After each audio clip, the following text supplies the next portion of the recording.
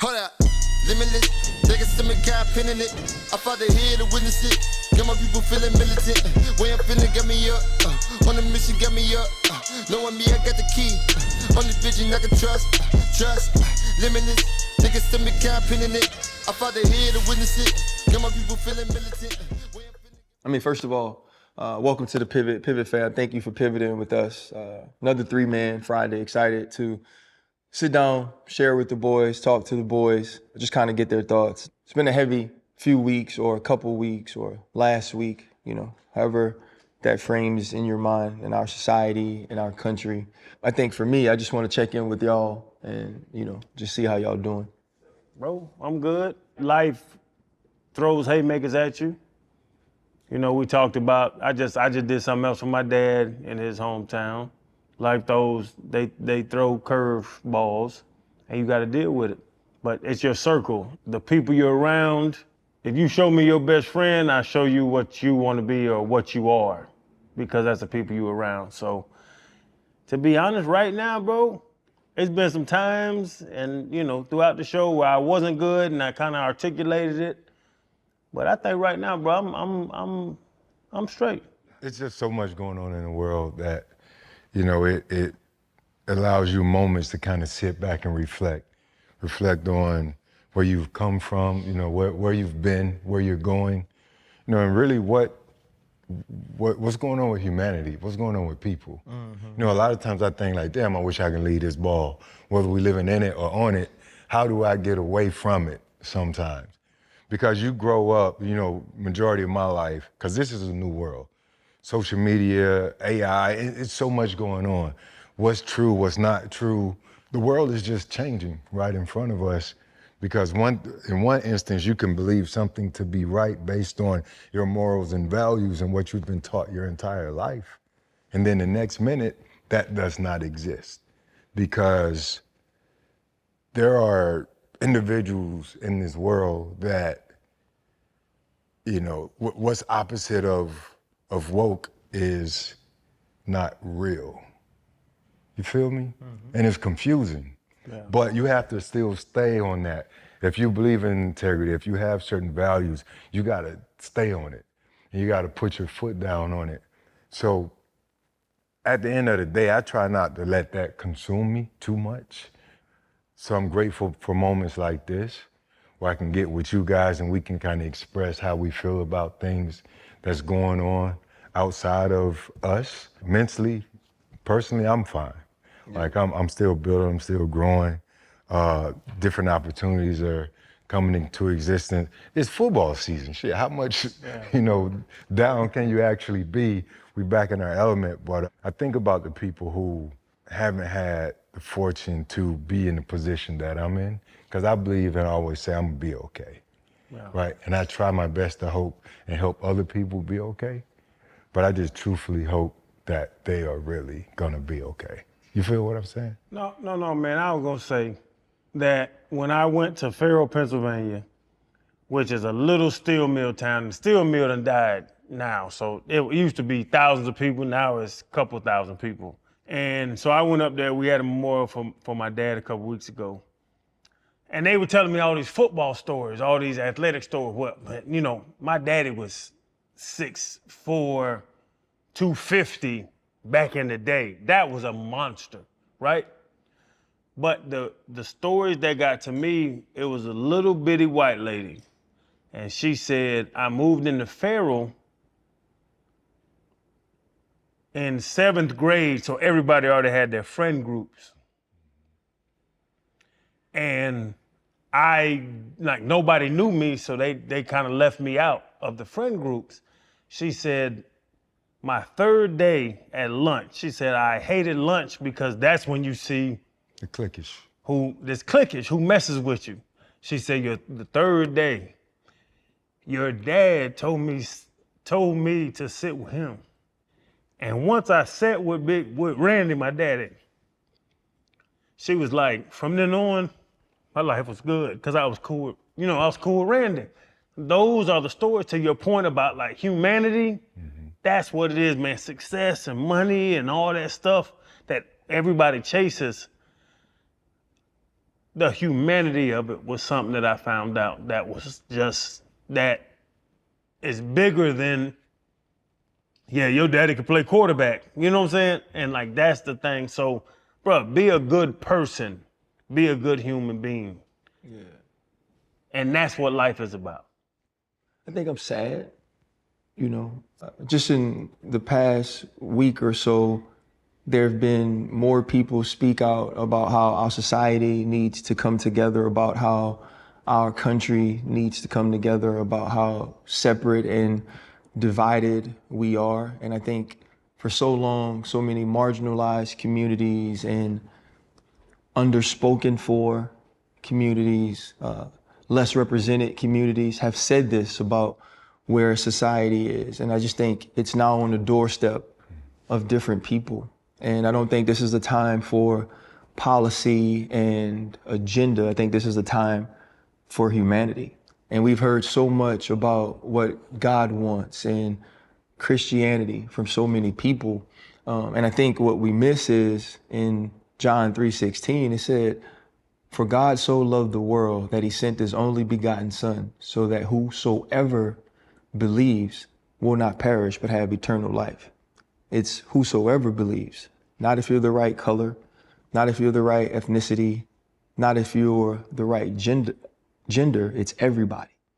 And I think as we move forward, there shouldn't be talks of division or talk of you being less than because you're this color, talk of you being less than because you're of this gender or you're of this ethnicity or you're of this mindset. It should be, how can we all come together and move forward as one to where we can disagree on policy, but we don't have to disagree on a human being worth taking care of, loving, providing for, and being supported.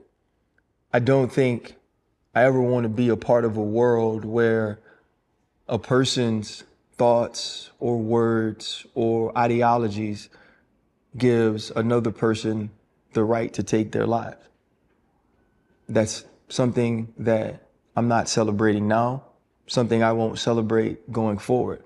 I don't want to continue to be a part of a society where kids have to be scared about going to school, where parents have to worry, will I see my kid at 3 o'clock? Will they ever come off of the bus? I don't want to continue to live in a society where Black people are found hanging from trees on school campuses.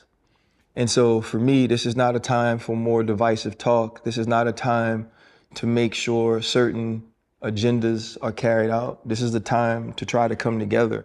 And whatever I can do to bridge that gap, whatever part we can be to do that, I think that's, what we should do.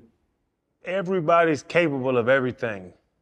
There are great Black doctors, there are great white doctors, and they're both great. Everybody's great at what they do. Something just came to mind, because what it is for me, it's balance, right? And that brings to mind the conversation that you had with Peter on the show. Perspective, because that's what it boils down to, perspective. And I'll lay it up so you can kind of take us back to where you were thinking. But I think we're talking about balance. Yeah, right? I think the first thing is what I learned from that is, and not even what I learned from that, like I have to be accountable for me. I am all I can control. I can't control Peter Schrager's reaction to what I say. I can't control how people spin the narrative afterwards. All I can control is what I do. And the first thing is I respect Peter Schrager. I respect the way that he's earned his right to speak on football. I respect the way that he's earned his right to be on Get Up and First Take and NFL Live and on the sidelines of ESPN games. And so I think that's first and foremost. Secondly, I've done this job for 12 years. I've never had that interaction. I work with Stephen A every day, and that's Stephen A's big thing. I never played the game. You guys did. So I lean to you for that. Obviously, I work with Mina. She's my favorite NFL analyst in the world. I think she's one of the best to ever do it. We don't necessarily have that interaction, and I fully support her and everything. During that show, Greeny and Peter sort of had this thing where they kept going back about him not playing. And he joked about it, and Greeny joked about it, and it was in a different context than obviously what I said. I don't know and haven't worked with Peter long enough for him to know that I meant it about perspective. His thought was extremely valid about CeeDee Lamb, the way he perceived it. And what I was trying to say is that is a different perception from what a player sees. And maybe in the setup, I didn't do it the right way. I'm accountable for that. Maybe I could have said, hey, let me give you a player's perspective and not made it about Peter at all. And so then obviously the other piece of it was all the people who wanted to jump in afterwards and pile on or say it means this about me or it means that about me or whatever it is. I have no words for those people because I've moved to a place in my life where I truly do not care. It was about Peter and I having a conversation going forward. We had that conversation. He gave me his perspective on it. I gave him mine. And in that sense, I've grown from that interaction and now we move on. But yeah, I was in no way trying to say that his opinion wasn't valid. I was actually trying to validate the opinion while showing what the difference in perspective of how CeeDee Lamb felt from the helmet. But I do realize I have to be accountable for how I approach it. Bro, there's a different look in the locker room when they start talking about, like, there's words that the media says, and now we're in the media, like the culture and the relationship and all that. And in the locker room, it's like it's like, do your goddamn job too. You know what I'm saying? Like, and that's what we've got taught our whole life. And I'll be honest, RC, I love you to death on TV. I like listening to Mina more than you talk about football. X and O football-wise, Mina Kimes is the best. I love her. And I told her this, and Mina, I look in the face, you know football. And I know Mina hasn't taken a snap because I didn't see her on any practice squads or any rosters. And I knew what you were saying. You were saying that there's a locker room thought and there's an analyst thought. And that's what people don't understand. Nick Saban could tell me what's about to happen on third down. Bro, Nick Saban's not about to go tackle this man in the flat. But he could tell me what their approach is. And that's when you said it, that's what I thought about. Like, okay, it's the locker room, the player thought, and it's analyst thought. Bruh, Mina, Yates, Schefter, they know football, bro. And I will be comfortable listening to them talk about football. And I think that's what you're saying, but it's a different approach to locker room side and that side. You correct me if I'm wrong. When I watched it, was that what you were saying? No, it's a lot of value in journalists, but what people have to also understand is that this man studied journalism in school. He kind of prepped to be to where he is. That's why he's so fucking good at it. So the consumer of sports media, right? What do they want? What do they prefer? Do they want a journalist who has relationships? They gotta fact check sources and depend on accuracy there? Or do they want real life experiences and storytelling, right? As a consumer of sports media, what might I gravitate to the most? Is one of the questions we can ask ourselves, right? But I think in that particular day and moment, ESPN was at its best. I don't know how the setup came about, how people felt about that, wondering if that's allowed in, you know, as teammates, right, of the show. But at that moment, you guys kind of pinpointed the two different perspectives. You got one directly from the journalist and what he was thinking. You got one from yourself as a former player and what the locker room is about. And that's why ESPN has been around for forever. Like, it ain't just basic. That was great media for me, right? If they had played it out and allowed it to go forward, then people would have really understood what your thought was and where Peter was. So I didn't have a problem with it. I think we need more of it. You know, the journalist point of view versus a non-player journalist point of view, which still doesn't invalidate their perspective or opinion because they study the game. Mina, you mentioned it, she studies the game. And as a former player, you've played it, you see it a lot quicker, you can see it a lot of times before it happens, and you study the game, right? Everybody's gonna get the same outline, the thoughts, and you gather your thoughts and you kind of build on that. So, I mean, man, Peter's been great. He's built his way up in the media world, man, and he's gonna only continue to grow. Same with you, RC. So, man, let's move on. I think what's cool about it is it starts a good conversation, right? Of in the media, when we look at analysts, people who played the game against people who didn't, I think you both have to put in the correct amount of work in order to be good at your job. Mina does that, Shefty does that, Phil does that, Peter does that, Stephen A does that, right? You have to put in your work in order to be able to not only analyze the sport from an X's and O's standpoint, but also from the entire ecosystem that goes into the culture of playing sports, right? You have to be able to do that. And some of the best in our game have never stepped on a court, never stepped on a football field. I think the other piece of it was a former player spoke about what I said and said that comment came from insecurity or people don't want to hear about our stories. That's exactly why we get the jobs we get. Mm-hmm. People want to hear about what it's like to be in a locker room in that moment. People want to hear about what it's like to lose the big game or give up the big play or make the big play or win the game. That's what it's about. It doesn't make people who haven't played the game's insight less valuable. It just makes it different. Mm-hmm. And I think it's okay that sometimes the non-player points out the differences between us. Stephen A recently says, okay, Cam and RC, that's the player perspective. Let me give you the media perspective. And as someone who works in media now, I didn't take offense to that and say, well, I'm media too. No, you've done this your entire life. You have an insight into media and journalism, even though I studied it in school, that I don't have. I want to listen to that and lock in. And so I do think it's about understanding who you're working with, how you're working with them, and how you can make them better in the way that you support them, set them up, interact with them, converse with them.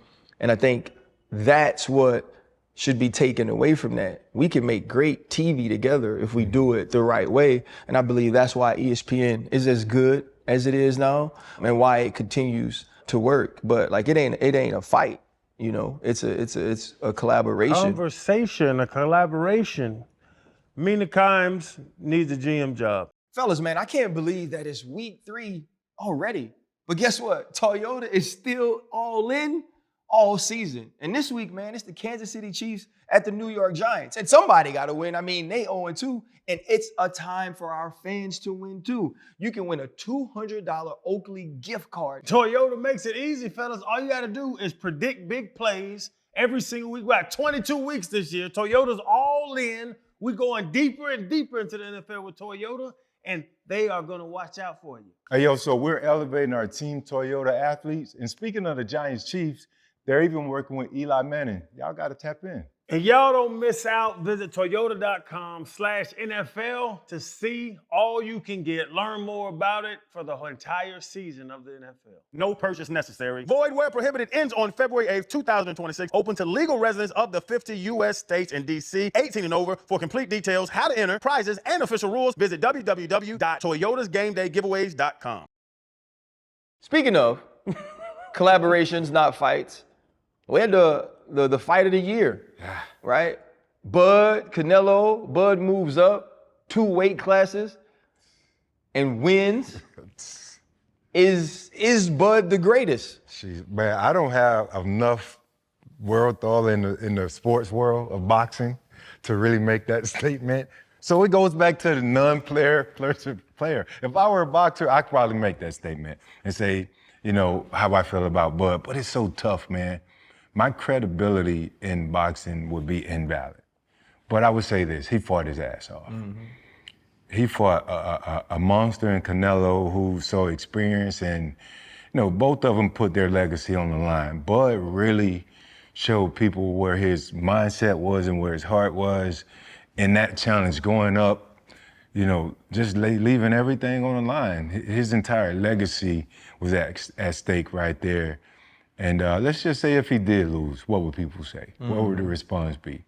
You know, a challenge. He flipped boxing from unlike what we're used to seeing, where guys have been known to not want to fight anybody. Bud say, nah, fuck that. Let's go do it. I'm gonna go do it. He put his trust in himself. He went up and he did it.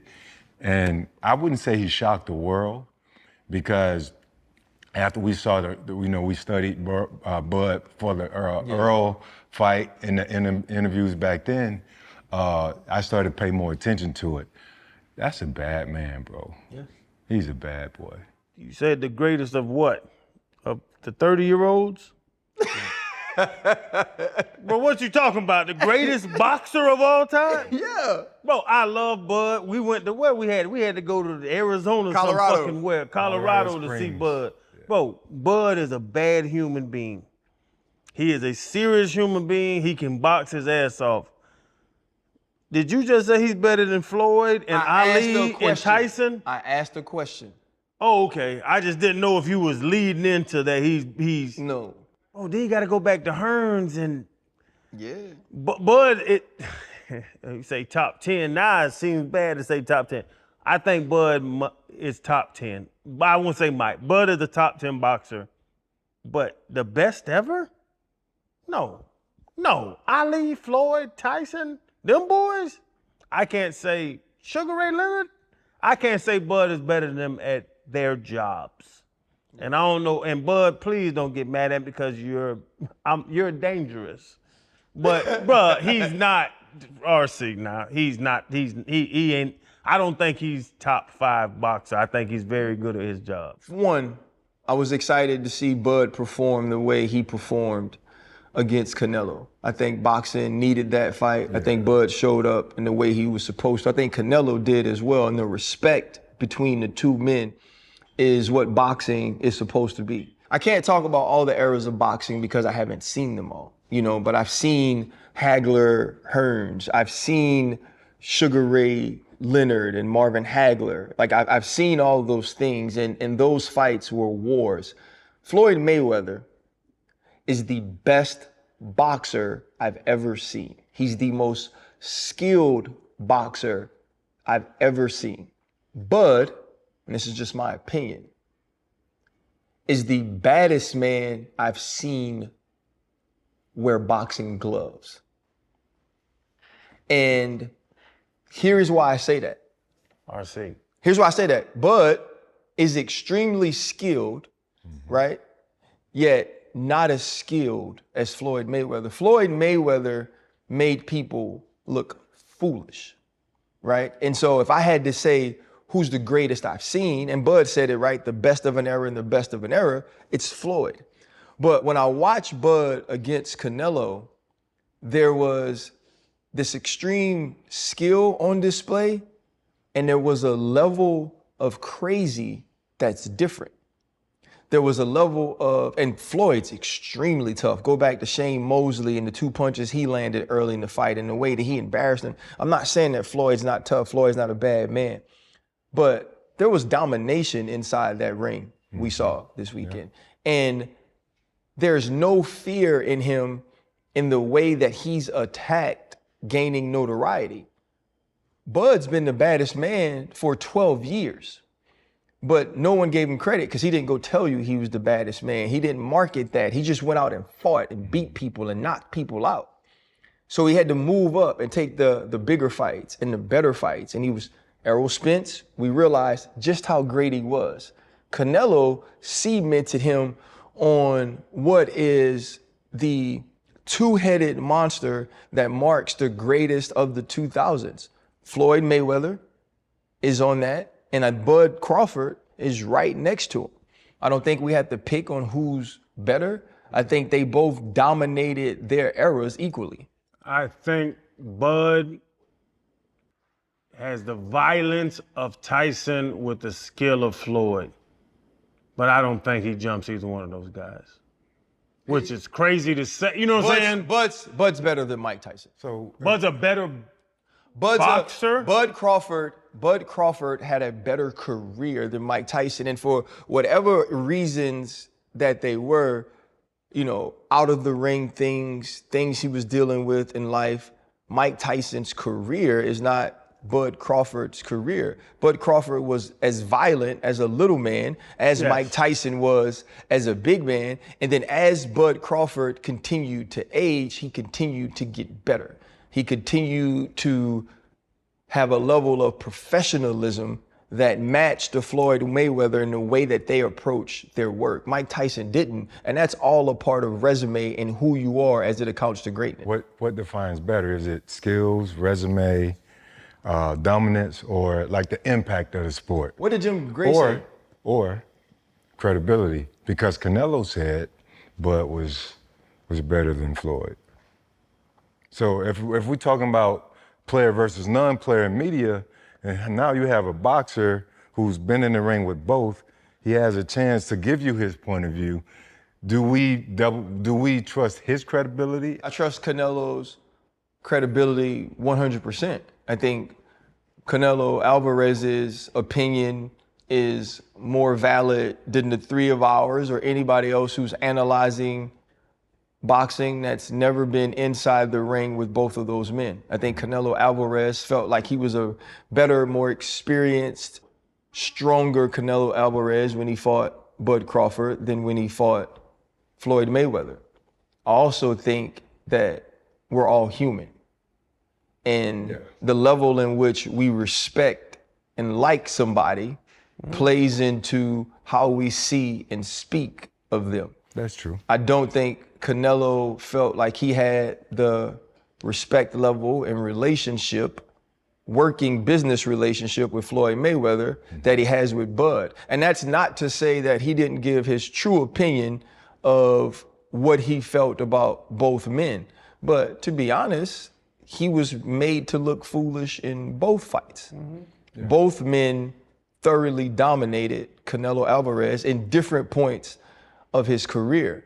But you can absolutely see that what Bud and Canelo shared from a respect level was different from what Floyd Mayweather and Canelo shared. Floyd Mayweather sold fights. Bud Crawford does not act. Boxes. Bud Crawford has no drama to him. Errol Spence and Bud Crawford, when they weighed in, they were talking to each other. They were thanking each other for the opportunity to make that money, to make that fight. Same thing with Canelo. It wasn't about the money, but it was the respect of what you've accomplished and what I've accomplished. Floyd Mayweather was the greatest. He was going to tell you he was the greatest, and he was going to sell a fight and call you a C fighter and a B fighter or whatever it was until the end of the fight. And I think it made it hard for people to love and like him like that. Yeah, something just And stood out Canelo right there. said that after he got that left from Bud, his face was stretched out like a mangrove snapper. And he looked at him like this, here? He went to peeking out that side of that right eye and said, ooh. That's a meme forever. But RC, you said something that kind of jumped out again, man. You said Floyd sold fights. Jim Gray, he made a comment saying Floyd ruined the sport of boxing because of the zeros. And that has something to do with Floyd selling fights and the way Floyd got paid. And now all the other boxers are trying to be like Floyd, which has, I guess, according to Jim Gray, watered down the sport of boxing. I personally think that the promoters, the networks, they should be to blame. It's all separated. They should be to blame before any blame is placed on Floyd. Floyd was so great in the 50-0, the boxers are chasing that. And they're trying to chase the bag. But you gotta understand, Floyd didn't allow the promoters and the networks to pimp him. You feel me? Floyd took advantage of the vultures. He understood the game. He understood the assignment.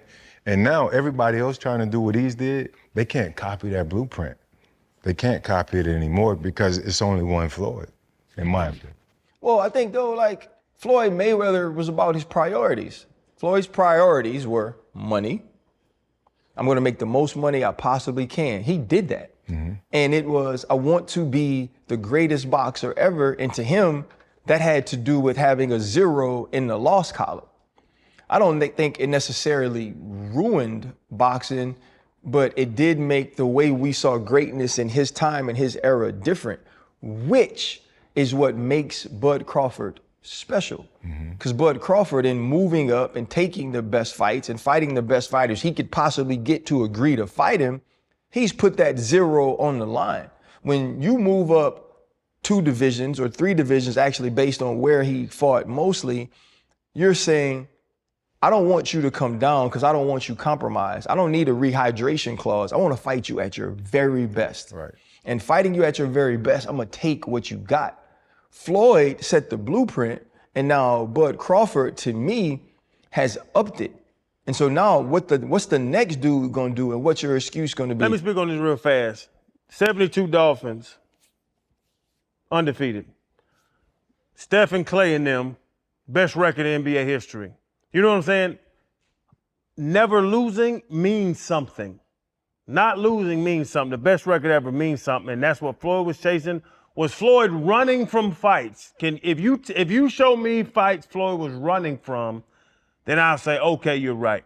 But chasing greatness, chasing to be the best in history of a sport, I can't badmouth nobody about that. Well, can I ask y'all about this, though? Didn't it feel like Bud was much more receptive to Angel Reese in his locker room than he was to us? You remember when we went to Bud locker room, yeah. Chan, you was ready to run out. When I walked in, I spoke to him and I was like, man, it is really silent in here, and he don't look like he want to say hello to us, like talking about it. Angel Reese walked in, he took a picture, and then he put on a song. He had to put a new song on his. I thought, hey, Chad, he had a Reese playlist. I thought to myself, Bud ain't focused like he was focused for Errol Spence, or was it that like I can't wear that outfit? Went out and whooped Canelo. you needed the outfit, but now but this is a guy who, the Spence fight, he wasn't sure where he was at, right? That was a big fight at that time for him. This fight, he said, as soon as he signed the contract, he knew he was winning. He went and bought a rollie and put 42-0 on the back. He got 100 M's. So he got 100 M's for that fight. He was focused on the fight. He wasn't focused on the fight. He was focused on that all black. Bud ain't crazy, boy. Angel Reese had on the bodysuit. I should have wore a bodysuit. You should have. If I'd have wore a bodysuit, you still got the knees. Your knees still right. If I'd have walked in with them knock knees with that bodysuit on, nah. With the V-neck, nah. Hey, speaking of Baltimore, isn't that where Angel's from? Yes. Shedeur had an opportunity to be drafted by the Ravens, but allegedly he turned it down. What y'all think about that? Why would you want to go back up a Hall of Famer? Like Lamar Jackson is about to be a Hall of Famer. He's an MVP. He's going to be multiple MVP. He's a young guy. I don't want to say he changed the game because Vic did it back in the day. Even we can go back to Randall Cunningham, just athletic gunslingers. But he had no chance to ever start in Baltimore. And I've heard the pushback and all. He can beat out Dylan Gabriel. Mm-hmm. RC has solidified that name in my mind. He can beat out Joe Flacco. Joe, I love you. He's not going to beat out Lamar Jackson. Why would you want to go there to sit behind Lamar Jackson for 4 years and go and now sign a contract with somebody else?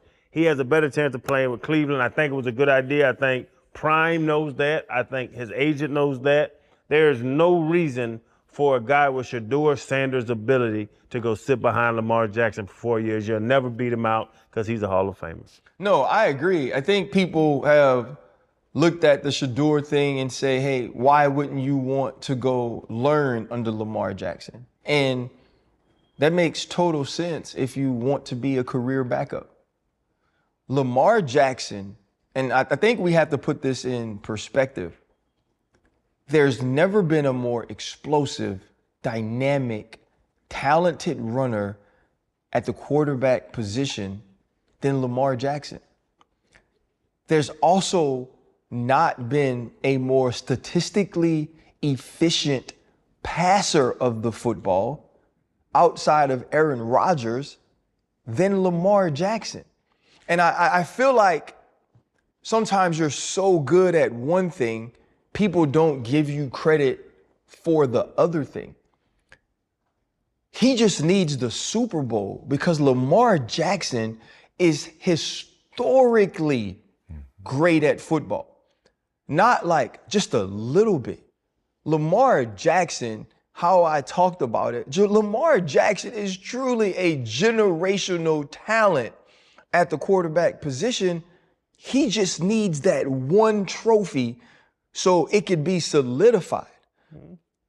If I'm Shedeur Sanders, one, other than how hard he works, his dedication to the game, the way that he prepares, I can't really learn from Lamar Jackson and watching him play because I can't do none of what he does. That does not help me grow. And guess what? He's going to do it for the next decade at a high level because he's going to run 4.4 when he's 35 anyway. So I'm never going to play. So why would I want to go there? That doesn't make sense to me. And I know people want to shape it like Shedeur doesn't want to compete and it makes him a bad guy. No, it makes him smart. It makes his people smart. It makes his father smart because the dude playing in Baltimore is like truly that dude. So I believe Shedeur made the right decision because there's a possibility you get on the field in Cleveland. There's not a possibility that that happens as long as Lamar Jackson is walking upright. First of all, I don't understand why the Ravens would even want to draft Shedeur right there at that point in time. We talk about fit, scheme, systems. Shedeur is not anywhere close to Lamar Jackson in terms of athleticism. Now you're going to have Todd Monken, who gets paid a ton of money to be creative and dial up stuff for Lamar that'll help, make Lamar Jackson the MVP. We got to change schemes, and I got to go drop back for Shedeur. Again, I don't understand the whole fact that they wanted to draft him there. Shedeur, it has nothing to do with competition or running away from competition. He wants to go to a place where he can go and compete to be a day one starter. That was the opportunity he was looking for. If I go past Baltimore, if he would have gone past Cleveland, now he has an opportunity to go and make up his own mind and make his own decision in free agency, possibly after 2 more rounds, to go and do whatever he wanted to do. The media makes a big noise about it, keeping it real. I think Shedeur is smart. Their camp is smart. He made the right decision, landing in Cleveland, a place that has struggled over the last couple of years with quarterback play. And you just put yourself in position to go and start. As RC said, that ain't happening in Baltimore unless a big-time injury, which we don't want to happen to LJ, happens. So, Bruh, it's going to back up you when you got in the league. Go be 230 and run a 4.28. You can't do it. No one could be Fred Taylor when you got in the league. No one could be Lamar Jackson. I wouldn't want to back your ass up. Fellas, man, I can't believe that it's week 3 already. But guess what? Toyota is still all in all season. And this week, man, it's the Kansas City Chiefs at the New York Giants. And somebody got to win. I mean, they 0-2, and it's a time for our fans to win too. You can win a $200 Oakley gift card. Toyota makes it easy, fellas. All you got to do is predict big plays every single week. We got 22 weeks this year. Toyota's all in. We're going deeper and deeper into the NFL with Toyota, and they are going to watch out for you. Hey, so we're elevating our Team Toyota athletes. And speaking of the Giants Chiefs, they're even working with Eli Manning. Y'all got to tap in. And y'all don't miss out. Visit toyota.com/NFL to see all you can get. Learn more about it for the entire season of the NFL. No purchase necessary. Void where prohibited ends on February 8th, 2026. Open to legal residents of the 50 U.S. states and D.C. 18 and over. For complete details, how to enter, prizes, and official rules, visit www.toyotasgamedaygiveaways.com. No, this is crazy. So Jim Irsay's daughter now wears headsets. We talked about this last week, right? Not a big deal. She wants to be able to hear, listen. Tom Brady wears a headset in Las Vegas. Watching the Monday Night Football game, Chip Kelly sitting on the front row calling plays, and Tom Brady has a headset on. One, Tom Brady over your shoulder is crazy. That's nuts. 2, Tom Brady gets to call other games and have insight into other organizations because he's on TV. And now you're also in the headset. Now you're in that building. Initially, there were all these rules that said like Tom couldn't do certain things, but how you feel about that, Freddie T? That's your guy. You know what, man? It looks like they're moving the goalposts. I don't know if you should be able to do all of that stuff, but you know he's Tom Brady, man. It's tough, but it looked crazy. You know, and they even talked about it on the broadcast and studies say, yeah, when Tom's around Chip, you know, they have great conversations about scheme and this and that and all those different things. It would be crazy if Tom can actually send messages down to Chip Kelly throughout the course of the game. That would be crazy. He ain't got to send him down, Fred. He's this close to him. You know what? I did see that. Yeah. I wasn't sure. My bad. Run that back because I thought Chip was on the field, but I did see him in the box. Yeah. We talking about the Raiders team. But how much of the system that does he couldn't know? score a touchdown? Maybe he have. Are we talking about the Raiders team that couldn't score a touchdown against the Chargers? Yes. Yeah. That team. That's working? 9 points? The thing is, He hitting them in the head. We could all get together. Let's hug with no shirts on. 9 points in a game is not working. I do think it's a competitive advantage. I don't have a problem with Tom sitting there in the booth. I do have a problem with Tom being able constructually to ask other teams' players about certain situations. That's the thing. Hey man, they got Keenan Allen over here. How do y'all believe that y'all gonna cover Keenan Allen? I have a problem with that. But the team that scored 9 points, it doesn't seem like it's working that well because they can't put the ball in the end zone. Geno's overthrowing people. Love you to death, Geno. I done said it 100 times a day. I think I'm just hurting people's feelings. It's not working. So I'm gonna say this: Tom can't have every damn thing. Yes, he can. He's Tom Brady. I think Tom Brady has to make a choice. He's gonna have to make a choice of whether or not he's going to own a team or he's going to be on the A team of a network that calls games. When Tom Brady is sitting behind Chip Kelly, there's no way you can't tell me when he has those headphones on, he's not listening, taking notes, and saying to himself, during the week, I'm going to talk about this. What happens when Tom Brady calls a game and the Raiders are playing this team and he's in the building throughout the week and he hears Chip Kelly say something? He says, well, I talked to player X and this is the way he said that they're approaching it. Or I talked to this coach and this is the way that this coach is approaching it. This is not Carly Ursay Gordon standing on the sideline so she can have a better understanding. This is the greatest quarterback of all time that regardless of how hard he worked, TB12, eating avocado ice cream, he beat you because of this.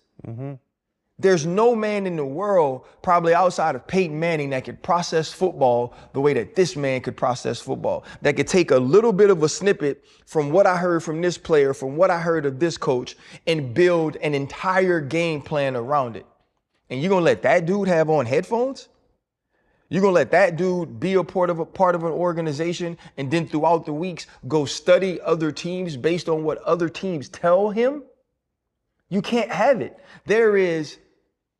Even if there isn't a competitive advantage to it, it's something that this team now has that nobody doesn't. It's already smart to have Tom Brady in the building, but to have Tom Brady in your building when he has access to what's going on in other buildings is a level of unfair that if we're trying to protect the shield, it has to be looked at because that dude with more information is scary. Hey, there's a reason that Spygate worked. He Reed made Spygate work. They scored 9 points last week, fellas. What are y'all talking about? He ain't covered the charges this year. He wasn't in Brazil. Let's go Trips bunch and throw it to Bowers. I watched the game, Bowden. What's the white boy name? He gonna fix that. Oh, he better fix it quick. A question then. Tom Brady's the GOAT, right? Yeah. Greatest of all time. I don't have there's no argument about that. There's one player in football right now who, in my opinion, has an opportunity to surpass him, and that's Patrick Mahomes. I recently talked to Rich Kleiman, and he asked me a question. He said, is Patrick Mahomes still the best quarterback in football? Patrick's still very elite. I think you have a few guys that are narrowing the gap in that conversation. We were just talking about Lamar Jackson, and the other guy is Josh Allen. You know, the guy who's still chasing after Patrick, trying to beat him to get to the Super Bowl. Patrick's been the one that's denied him a few times. Until then, I'm going to still continue to give it to Patrick because those guys who I named haven't beat him yet. Until they beat him, he's still the best quarterback in football. Patrick Mahomes has the most talented arm in football and one of the top arms I've ever seen. We can go back to Joe Montana and all those guys. He can spin that thing. That's the phrase I always use. Josh Allen, Lamar Jackson right there with him, but the way they play the game, it doesn't have the longevity of Patrick Mahomes. Patrick Mahomes will be great longer than Josh Allen and Lamar because sooner or later, them 30-year-old legs, them 32-year-old legs are going to run out and they're going to have to throw it, and Pat's going to be able to throw it better. But as we sit here today, Josh Allen is the best quarterback in the world. Wow. Who won the MVP last year? Who should have won the MVP? Who won the MVP last year? He wasn't first team All-Pro either. Josh Allen, as we sit here today, is the best quarterback that plays football. That's your opinion. Foot with the feet and the shoulders. Josh Allen. Okay. So Big man. I'm gonna say this. Patrick Mahomes is still the best quarterback in football. I think you drop Patrick Mahomes in any situation and that team immediately becomes better. Here's the problem we face now with Patrick Mahomes. We have fatigue. Yeah. He's been great for so long, and he was great the first time we saw him for real. The first time he replaced Alex Smith in the last game of the season, he threw for 300 yards. His first season as a starting quarterback, he threw for 50 touchdowns. He was the MVP, and he lost to the greatest of all time in the AFC Championship. The first time we saw Lamar, he was great when he replaced Joe Flacco. He won the MVP the next year. Lamar had that sort of trajectory based on what he was doing, but he didn't win immediately in the big games. He didn't show up in the big moments. That's what Patrick did. That's what put Patrick on the great trajectory. Not to mention, outside of Aaron Rodgers, he's the best thrower of the football in the modern era of football. Now, here's what we've seen. When Patrick Mahomes became Patrick Mahomes right away and very early, everybody else was having to do this, right? When you're already this tall, the ceiling is much closer to you if the ceiling's here than it is to the people that are this tall. Josh Allen has closed that gap. Lamar Jackson, the gap was shorter. He has closed that gap, but they still got to go beat him.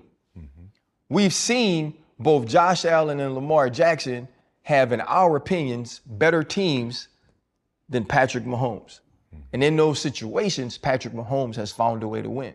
It's easy to pile on to him when they're 0-2. But you turn on the film, it ain't because of 15. And yes, he's missed some throws. Patrick Mahomes, to me, is still the best quarterback in football.